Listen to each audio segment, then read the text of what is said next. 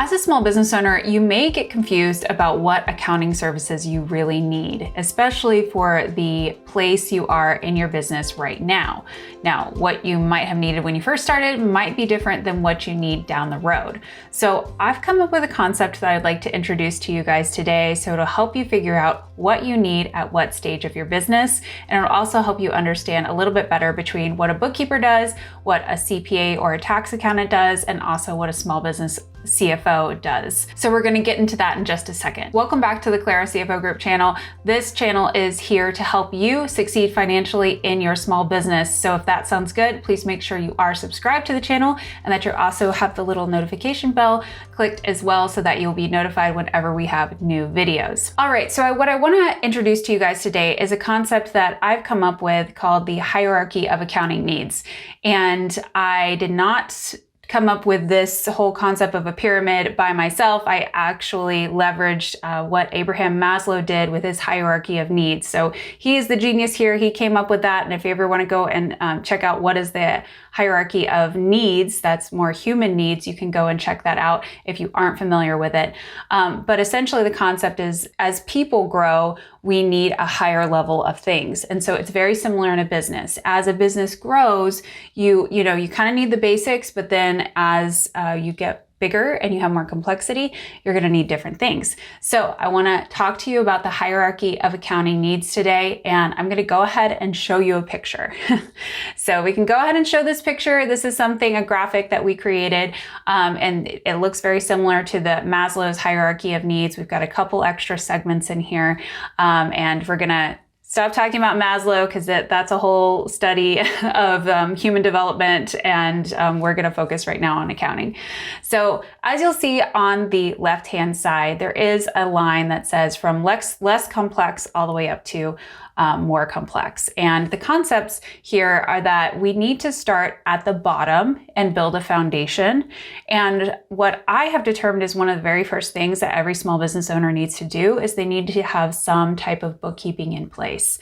So they have to have some way to know all the ins and outs of their business. And that is the foundation of any accounting structure. And I want to make sure that that is very clear, that even before you can pay taxes, which is the next level up, even before you can pay taxes, you have to have some kind of record keeping. And so that starts with bookkeeping. And so this is super foundational, whether this is you doing it as the business owner or you have hired this out to a bookkeeper.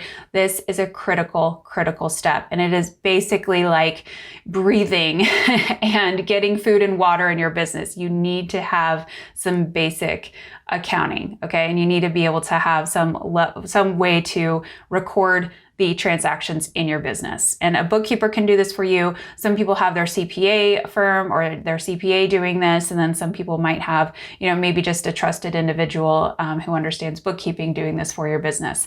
And that is just at the base level. The next level up from there is we need to have tax compliance. So this can be federal tax compliance, state tax compliance, local tax compliance.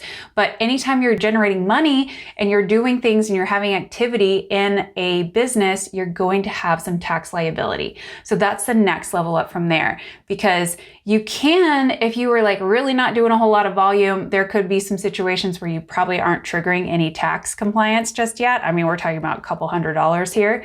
But for most of us, the businesses are at the volume that they are triggering some type of tax compliance. So that is extremely important. And typically the person who would be taking charge of this would be a tax CPA or maybe an enrolled agent or EA, or maybe just somebody who might not have either of those designations, but somebody who's doing your tax return for you. Might even be you. You might be doing your tax returns for a little while. From there, as you can see, as we get more complex, so we're going up the pyramid, and there's also going to be a lot of people needing bookkeeping, a lot of people needing tax compliance.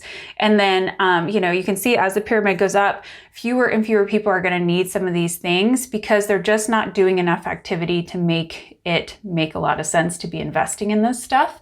So as your business does get more busy and as you have more revenue coming in, maybe you're starting to hire employees and things like that, some of these other things start to get triggered.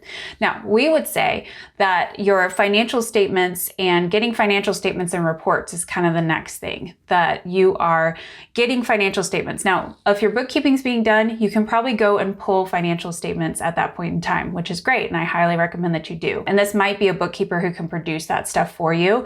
But when it really comes to analyzing financial statements and also like providing feedback on different reporting or helping you understand your financial statements, this is where we start to get into what could be, kind of the very base level of what a small business CFO could do for you. Yes, your bookkeeper could potentially produce those financial statements, but when it really gets into analyzing them, might still be your CPA, might be your bookkeeper, but this is kind of where that small business CFO role could start to trigger. And this is where we could step in and help with these kind of things. So that's kind of like where it starts. So you wouldn't really have a CFO doing your bookkeeping, and you shouldn't have a CFO doing your tax preparation for compliance, but they could be helping with some other things apart from that. All right. So then after that, as you're growing, you might start to need things that are more consistent. You need to have some policies in place. You might need to have accounting procedures documented, especially if you want to have consistency in how you're reporting, how you're paying your vendors, how you're running payroll.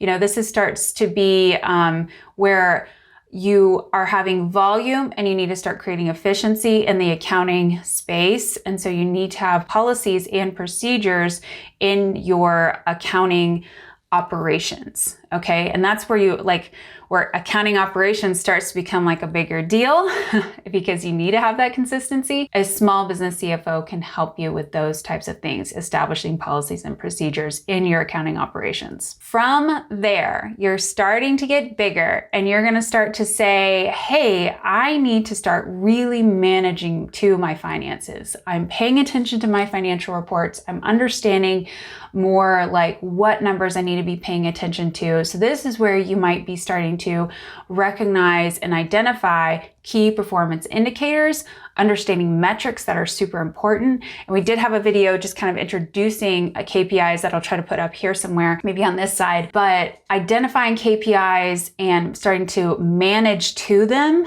is kind of the next level on the hierarchy because and again, guys, think about this really logically. You can't be monitoring and establishing KPIs and trying to measure the KPIs if you don't have the financial reporting to do so, if you don't have the bookkeeping to do so.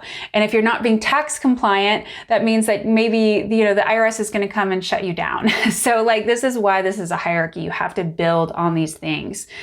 So you can't be measuring important metrics if you don't have the reporting in place to be able to measure those things that you are finding important. So this is very, very logical, and as we're starting to build up. But does the brand new business owner who's not making any money need to be focused on establishing KPIs right away?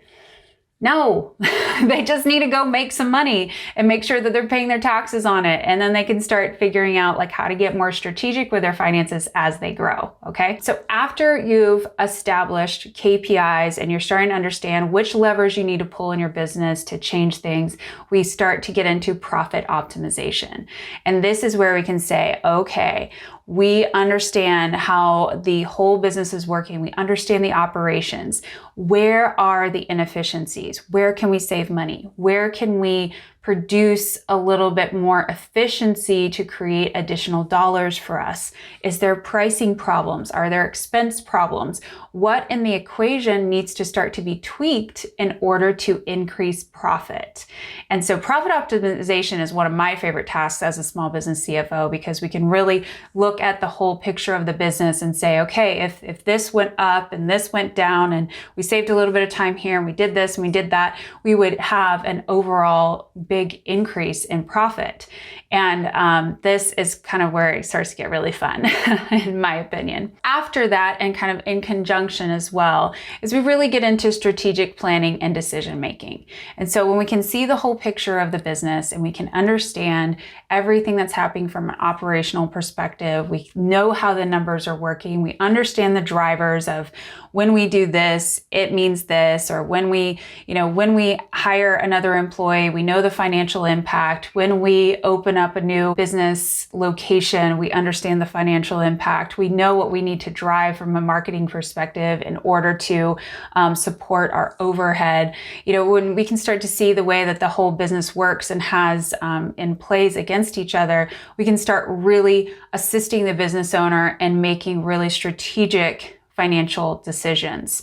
And so what that means is that, any decision the business owner is hoping to achieve, or maybe they're like, hey, we need to change something. We can look back at the financials and we can say, this is what we know about how the business runs, and we can run assumptions, and we can do long-term financial planning, and we can get things into cash flow forecasts and P&L forecasts so that we can plug in assumptions and we can say, what if this happened? What would the financial impact be? If this happened, what would the financial impact be?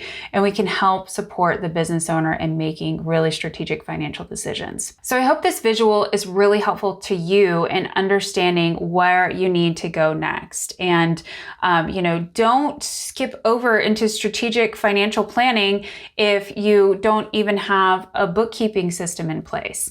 Now, I love the idea of people thinking about their businesses before they start them and hoping and having a monetization plan. And maybe that might be a one-time consultation with somebody just to kind of make sure that you're on the right track before you even get the ball rolling. But this is not something you would need to invest in a long-term kind of way until you have some of these other things established. Okay. So until you have bookkeeping in place, until you have a CPA or somebody doing your tax returns, it's probably not time to hire a small business CFO on a long-term retainer. Now, again, strategy sessions here and there, that might make sense as you're trying to make strategic decisions along the way. But, be smart with your money and make sure that you're bringing in a CFO when your business is really at the level to support it. And hopefully your CFO is also helping guide that decision as well. We would never recommend getting on retainer with somebody who's making less than a couple $100,000 a year. It doesn't really make sense. Okay. So anyways, all of that to say, this is the hierarchy of accounting needs. I want to show this to you guys one more time, and we've kind of been showing it here and there throughout the video. And you can go ahead and also click on the link below in the description box. I have a blog that explains this a little bit more, and you can have that graphic if you want to grab it. But let me know if you have any questions in the comment section below. I would love to answer them and help you determine where you are in your current accounting needs, and happy to help guide you finding the right people for that. So thank you so much for watching, and we'll see you soon.